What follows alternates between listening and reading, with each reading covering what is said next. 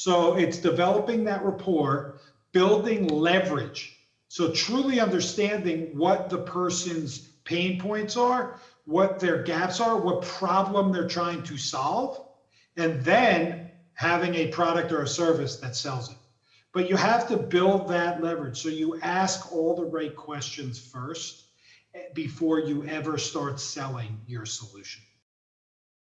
Today we get to speak with Michael Dash. He's an entrepreneur, a best-selling author of Chasing the High, business coach, recovering addict, speaker, and philanthropist. He founded the FATE series, From Addict to Entrepreneur, published on Thrive Global on Medium.com, as well as on Maryland Coaching and Mentoring. Michael works with entrepreneurs, helping them streamline their businesses while increasing profits and helping them find clarity, consistency, and connection. This allows them to step into the true leader they were meant to be. Michael is the co-founder of Activated.life, a social movement focused on inspiring a culture of positivity, authenticity, passion, empathy, and resilience while giving back to others.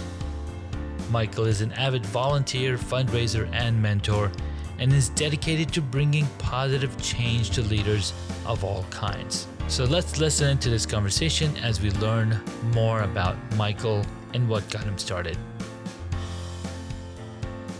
Thank you for tuning in to Hacks and Hobbies with your host, Junaid. We're visited by our amazing guests coming from all walks of life. We want to learn their story, their struggles, and their journey on how they got to where they are today. So stick around. Michael, how are you doing today? I'm fantastic. How are you? I'm doing great as well. Thank you so much for coming on to the podcast. Hope everything is great with you. Tell us a little bit about yourself and how you got started. Sure. I am the son of an entrepreneur. So I was born into, a family where my dad had his own business, and he had me working at a very young age, at 7, 8 years old. So I learned what work ethic was at a very young age. He actually started in our house down our basement, and then with an import-export business, and eventually opened up a retail store. And then he had me working in the warehouse and the retail store, all around like fine china and Lalique, Waterford, Baccarat, crystals, stuff like that. Wow. So I learned early on how to sell, and that's really where I got my start. All growing up, I worked every single year. He said, "Michael, you want to eat dinner? You're going to help me at the warehouse." And I said, "Okay." Hard work is not that hard. You just got to keep doing it. But I think selling is also hard work, which I'm still struggling on learning that art. So tell me, what's the key to selling, and how would sorry, I'm just losing my words. How would your life be a little bit different if your dad didn't include you to do all of those tasks? Well, sales for me is like, I feel like it comes natural. I mean, I love doing it. I was born selling ice to an Eskimo, and before, when I was in my mom's womb, I was selling something for her to push me out quicker. It's just something that really comes natural. I believe the key to selling is, number one, developing rapport. Okay, you have to like what people want to like who they buy from. They don't want to buy from somebody who's a jerk, right? They're going to go somewhere else. So it's developing that rapport, building leverage. So truly understanding what the person's pain points are, what their gaps are, what problem they're trying to solve, and then having a product or a service that sells it. But you have to build that leverage. So you ask all the right questions first before you ever start selling your solution. Wow. So how do you even know what questions to ask? Well, it depends what service or product that you're selling. So the questions will differ, but it's really about finding the root cause of what is causing them problems, whether it's in their personal life, their business life, their, you know, relationships, whatever it is. So for instance, uh, let's say coaching. If you're selling coaching services, and like for me, for instance, I had a business for 12 years, a staffing business. I sold it, staffing and recruiting, and now I do executive coaching. When I'm talking to a prospect, I ask them, where do you need help in running your business? Now, a lot of business owners run things in a chaotic manner. So it could be, I need help in systems and solutions, could be implementation. It could be customer client relations or sales, like you mentioned earlier, and it could be interpersonal communication within the organization, motivating team members or hiring team members or, you know, processes within the company. Once you identify those things, then you can sell the services that you're providing by discussing, in my case at least, I ran a business for 12 years. We were billing $5 million at our $5.5 million at our peak year. And over a 12-year period, we've did revenue of over $35 million. And this is how I handled it. Now, not the way I handled it might not be their solution, but at least it gives them a context of where then we can jump into that field, so to speak, of how I handled it and how it worked for my business, and then dissect how it could work for theirs. No, that's a really good point. So having that knowledge ahead of time, or even like, hey, my services that I'm selling is helping people set up their websites, or helping them set up a digital brand, or set up their studio. So how would I take that and then create questions around the services that I sell? Is what I got to do the research and figure out what people are asking about. You could just come up with that on your own also. Just take every Right. solution, turn your solution into a question. And use that question with your prospects. And lead them to the answer you want to hear. Because when you get them to say what maybe you already know, then you provide the solution. And then it's a very easy sale. Well, you told me this was your problem. Yeah. This is the solution for that problem. Voila. People overcomplicate it. Yeah, well, I'm one of them. I overcomplicate instead of figuring out how to bring people in to tell them how to, how to set up a studio. Instead, I just keep tinkering into my own studio because, hey, that's where I find a ton of fun in doing. So I'm constantly tweaking, I'm constantly upgrading and adding this thing and that thing because that just brings me passion. But how do I, bring it around and like, hey, this is what I can help you do. And this is like, are you having trouble with bad lighting for your videos when you're creating content? Or yeah, so that's the number one thing. I would first tell you, ask open-ended questions. So what you just asked was a closed-ended question. You don't want to ask a question where they can say yes or no, because you want the client or potential client to talk as much as possible. The more they talk, the more you learn about the challenges they're having. Then you take their answers and you turn their answers into further questions. I am a big believer that every answer evokes a new question. And it's like, think of it as an onion and you're just peeling the layers back and you keep peeling them back. And to go back to your first point about tinkering with your studio and everything, and it looks amazing, by the way. Yeah, thank you. But somebody told me a long time ago, it doesn't need to be perfect. It just needs to get done. Right, exactly. It's better done than perfect. It'll never be perfect. So it'll never be perfect, yeah. So why keep tinkering? Start selling. Because I come in here, I'm like, okay, I just still need to move these books around. I need to, clean this up. But it's doing the job already. People are already wooed by it, right? Nobody knows that you got to move books around except you. Yes, that's true.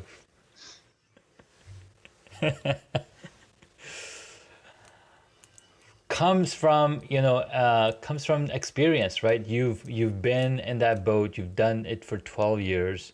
You've I've seen. been selling for 25 years. There you go. Right. So Yeah. you learn from your dad. You learn from doing it on your own. You've had decades of experience, and you can pinpoint and see where somebody is not 100% motivated in selling versus they just love doing the other thing. Man, super. So okay, what tell us a version of your journey that no one's heard of before. So you told us about you're a son of an entrepreneur.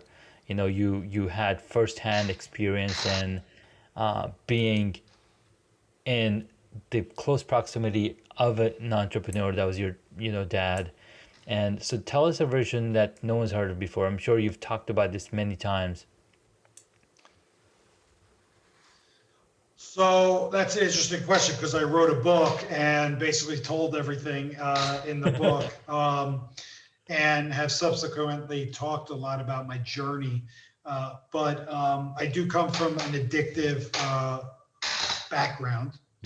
I was addicted to gambling and a variety of drugs over the years. Yeah. And I've come out of that on the other side. But one thing I don't really talk about is I'm actually addicted to the sale. I'm addicted to, and it can be a negative addiction. It's not like the gambling or the drugs, but Right. I'm addicted to the rush I get when I close a deal.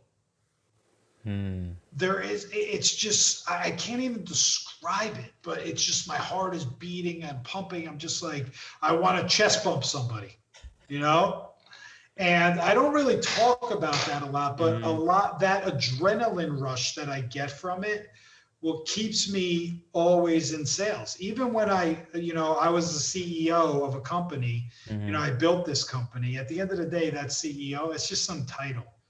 I'm at the core of who or what I'm passionate about, it's sales. And so I think finding what you're passionate about is really important. Because then you can live a fulfilled life. And then you're never waking up saying, oh, I have to do this. You're waking up saying, oh, I get to do this. I get to do this. Yeah. Yeah. And that's really powerful. Fulfillment. Yeah. I love it.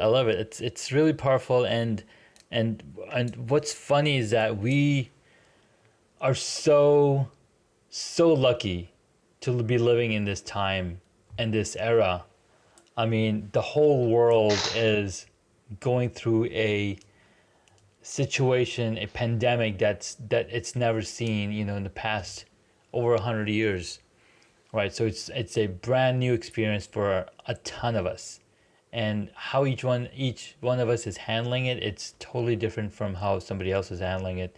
So we're definitely in a space of a ton of gratitude, a ton of ability to make connections like this. Like, we probably met a couple of times before, but being able to talk on a deeper level, on a much emotional level, is a definitely a life-changing experience.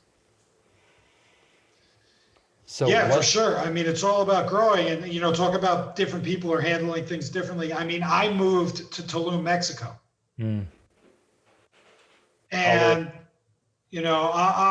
living my life, not based on what my family says, not based on what the media says, not based on what politicians say. None of the things that are happening in the outside world should dictate how you live. Yeah. I mean, yeah, I'm not saying don't be safe. Be safe. Be safe. Okay. But live your life. And that's what so many people are not doing right now. Absolutely.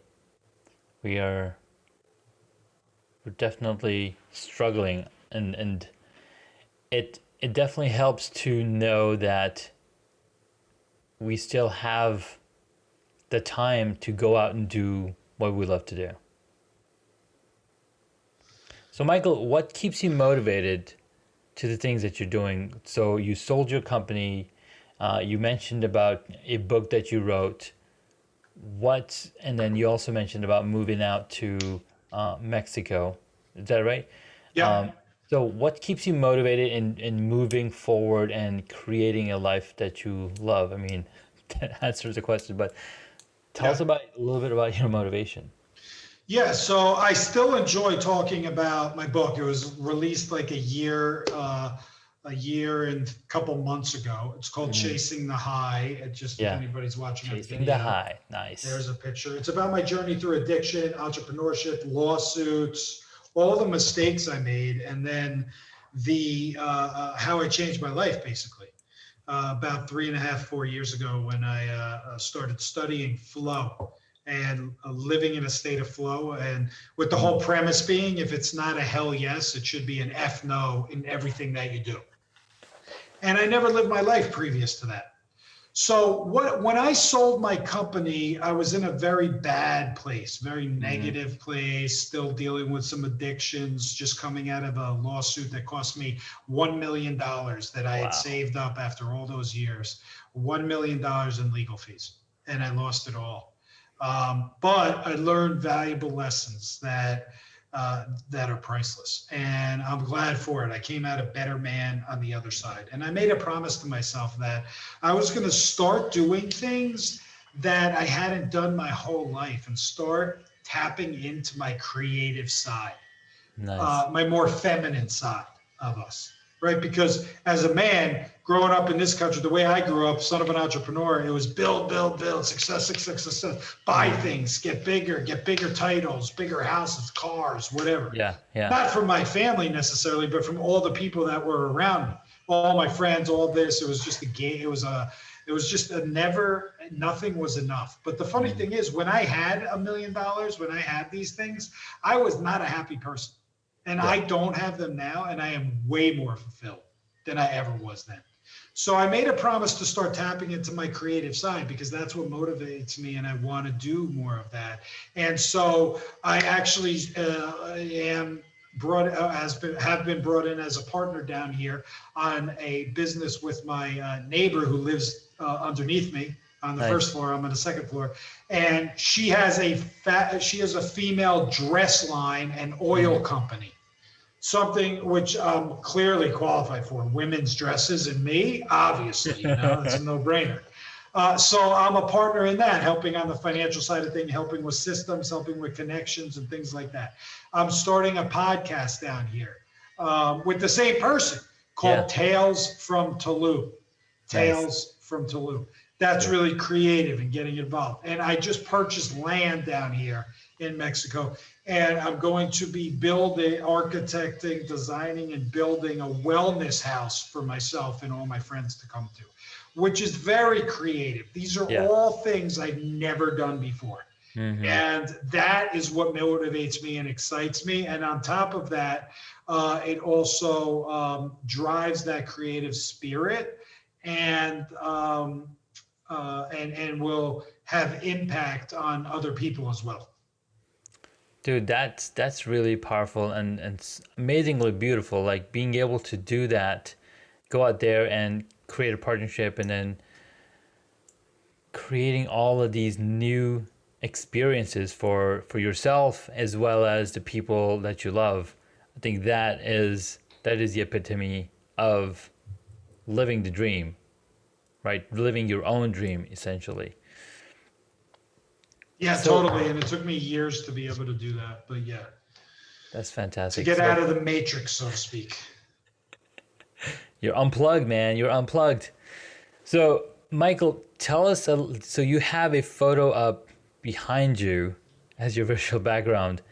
That looks epic. Tell us a little bit about your this journey that you overtook. Yeah, so that was when I climbed Mount Kilimanjaro. So that's at the top of Kilimanjaro. I'm obviously excited. And the cover of my book, which I showed before, this is also a picture from the top of Mount Kilimanjaro that I took, and they were able to put on the book. Nice. And basically, I have done a lot of work with the Leukemia Lymphoma Society, and I've raised approximately $150,000 for them over several years. I ran 4 marathons with them. Wow. And then they were offering an opportunity to raise money and in what they called a climb for a cure. So you got to actually climb Mount Kilimanjaro and raise money for leukemia at the same time. Wow. And that's the perfect combination for me, is being able to create some epic event and achieve some epic event, while at the same time raising money that impacts others in a positive manner. And so it was just one of the best experiences I've ever had in my life, and I would do it again in a second. I encourage anybody who has the opportunity to do it. Took about 6 days to get up and 2 days to come down. Wow, that is definitely epic, and I'm sure you had to train for it. And I mean, you've done 4 marathons, so you had some training. But tell us a little bit about like what it took for the training piece of even going through such a journey. Yeah, so for me, to be frank, I didn't train that much. I know from my marathon running that it is mind over matter. And if you don't mind, then it don't matter. So, so I really, I was going to Orange Theory Fitness at the time. So I was doing a lot of like on the treadmill, like walking really, really fast at the like 15 angle on the incline. My God. So that was really hard, actually. So I was doing some of that training, and I was in Utah at the time, and I did a couple of hikes and climbs that were really steep. So that's really all I did to prepare, was and I camped one night with my brother, took me camping, because I had never camped before in my life, believe it or not, before I went on that journey. So those were all the things that I did. I didn't really do that much. The marathons I trained heavily for, like I did 20-mile runs and stuff. So I was way more prepared for the marathons than for the climb, but it went smooth. I was sore, but it went smooth. So you mentioned it took you 3 days to go up to the top, and it's about from the image it looks like 19,341 feet. And so I can't remember where Mount Kilimanjaro is. Tell us a little bit. It's in Tanzania, Africa. It's in Africa. Okay. Tanzania, yeah. All right, perfect. There's this new documentary that I recently watched with Ewan McGregor, and he basically drove or rode a motorcycle, electric motorcycle, from the most southest tip of South America, and drove this electric bike all the way up to Los Angeles. And imagine driving a electric motorcycle.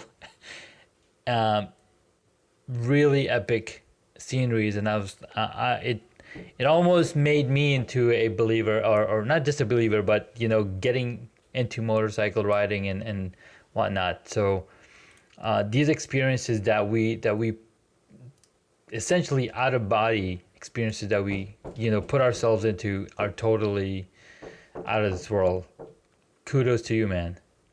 Thank you. Yeah, I encourage outdoor adventures are the best. I never used to do them, but they bring so much fulfillment, and nature is such a calming and peaceful place to be, especially these days. Beautiful, man. I love it. All right, so let's move on to the book, and so you said the book is already available, and we can obviously drop the link into the show notes so people can go check out the book.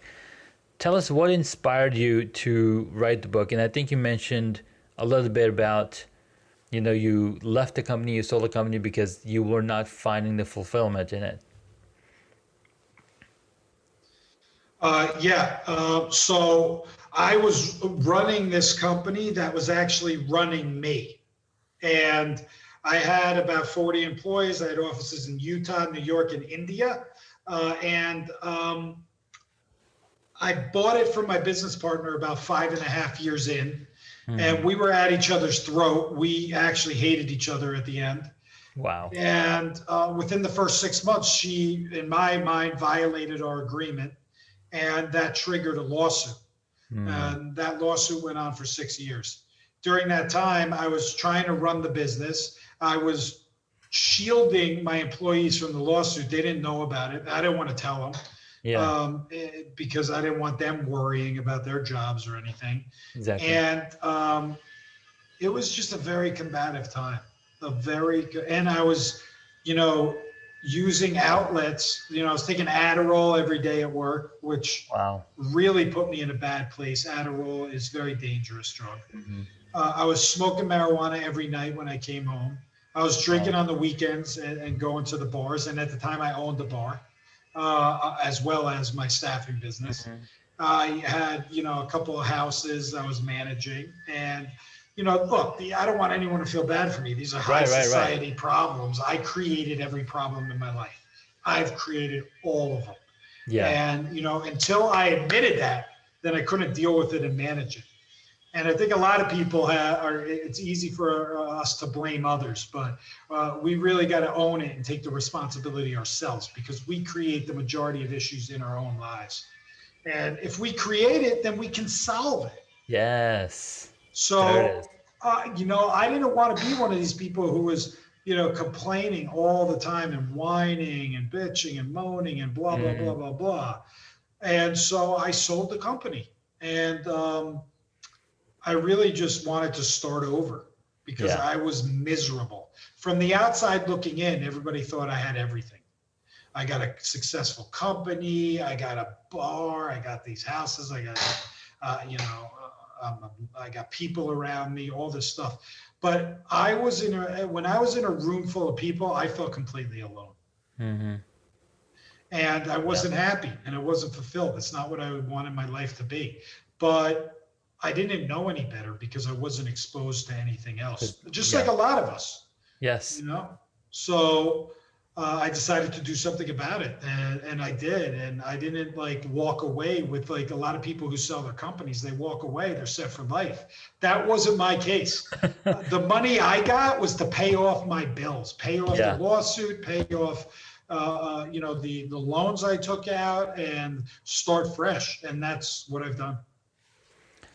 That's amazing. So what I see is that, having that experience, being able to go through such crazy situations also help build you up, because you've gone through the process. You've made your multi-million. You know how it's done. If you were able to hit the reset switch and take all that knowledge with you, and that's what you were able to do, you can create those situations again, meaning the success again. And that's what you're able to do now. Yeah, and that's what you mentioned the book earlier, and Chasing the High, and that is what there's a great. I've gotten great feedback on 2 chapters. One is on flow. Well, on the whole book. I don't want to say 2 chapters, but the 2 best chapters. Yeah. One is on flow and having the ability to tap in and follow your intuitive guide, to follow your intuition at all times, even when your conscious mindset is fighting it, because that's what happens. Our body tells us one thing, our mind tells us another. Yeah. We need to listen to our body and our energy. And that is a tough thing to not only listen to, but for me, I'm from the East Coast. I'm an East Coast guy. They don't believe in that stuff back there. It's just work hard, grind it out, suck it up. Don't stop complaining, stop whining, because if you don't, somebody else will, and they'll step on you and step over you. So I have a whole chapter on flow. And then I have another chapter and it's called The Habit of Habit Making, and the importance of having habits in your life and following them.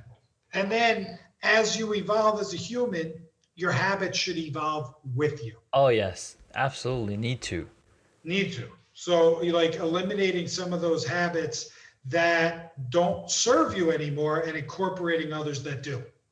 And those two chapters are really powerful. And if you want to read those chapters, you can find Chasing the High on Amazon.com Nice. and on Audible. And I actually read it on Audible. No way. Which So was you're reading it. It's my voice, so it was a unique experience. So if you want to hear a Jersey accent for 4 hours, hop on Audible and buy me a hot dog, because that $2.50 every download. So it's really exciting.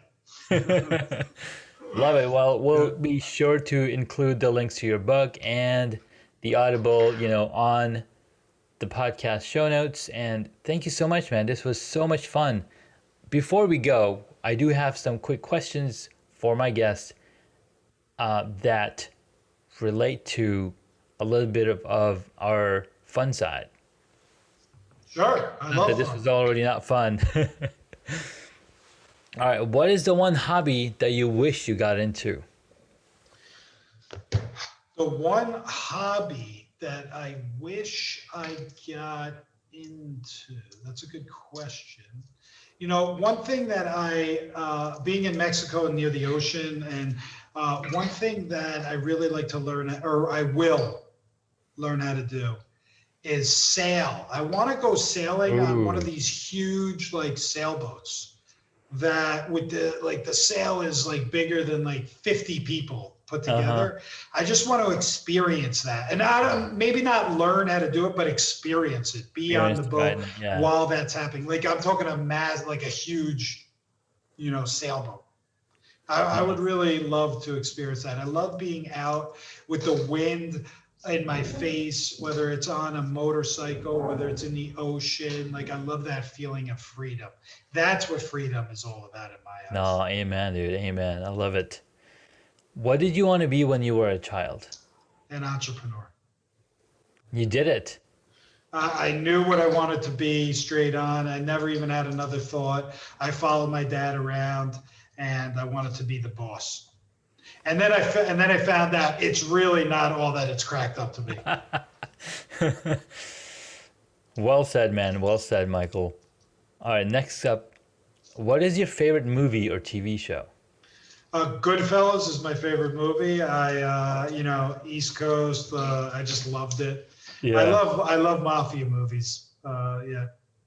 No, they're one of the best ones out there, man. Yeah. All right, next question. What movie would you choose if you got to play a character in it?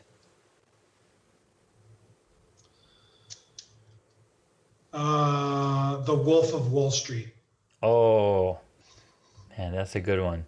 Yeah. Here's the funny thing. I still haven't seen that movie. I know there's a lot of cursing in it, and I know there's a lot of power in that movie, and I need to go see, Leonardo DiCaprio kick the butt out of that.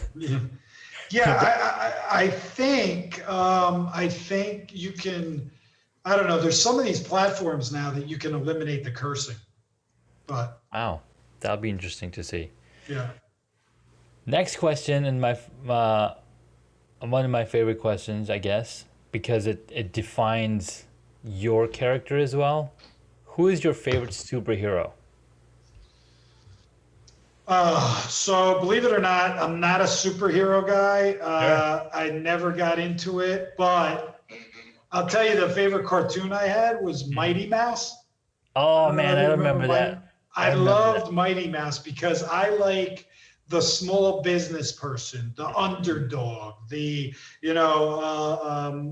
like to support small businesses, owners and everything.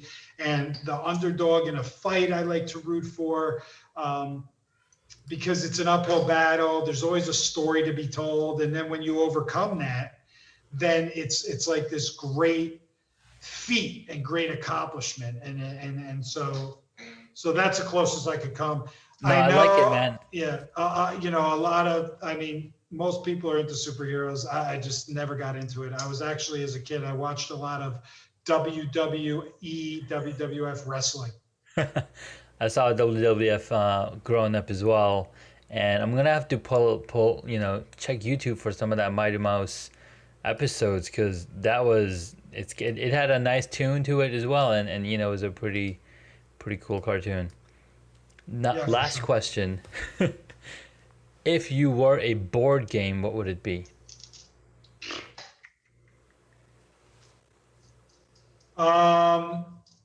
If I was a board game, what would it be? I mean, I love Monopoly, but I don't think I just like the game. But that's boring. Probably Shoots and Ladders. Shoots and Ladders. And don't ask me why. I have no idea. No, I know exactly why, because there's you chase those highs up those ladders, and sometimes you're gonna come sliding down. That's right. Sometimes that ladder's gonna hit you right in the head. Exactly, man. I love it. Thank you so much, Michael. This was a ton of fun. Appreciate you coming on and sharing your journey, sharing your story, sharing all the wisdom that you've accumulated over the past couple of decades in running businesses and running teams, and shielding your employees from crazy stuff that happens that people don't really know about, and then even being able to write a book all around your experiences. We'll be sure to share those links and how people can learn more about you. What's the best place for people to connect with you? They can connect on my website is www.michaelgdash.com. So you can always reach me there. But then on Instagram, I'm just mdash1. And then on LinkedIn and Facebook, you can find me there also. Perfect. We'll be sure to include those links to the show notes as well, so people can get in touch with you. Thank you so much again, Michael. Have an amazing day. Thanks for having me. Appreciate it. Got it. Thank you for listening to Hacks and Hobbies. You can find additional information on the guest today on their website, hacksandhobbies.com. Please feel free to subscribe to the podcast so you don't miss out on upcoming interviews with amazing guests.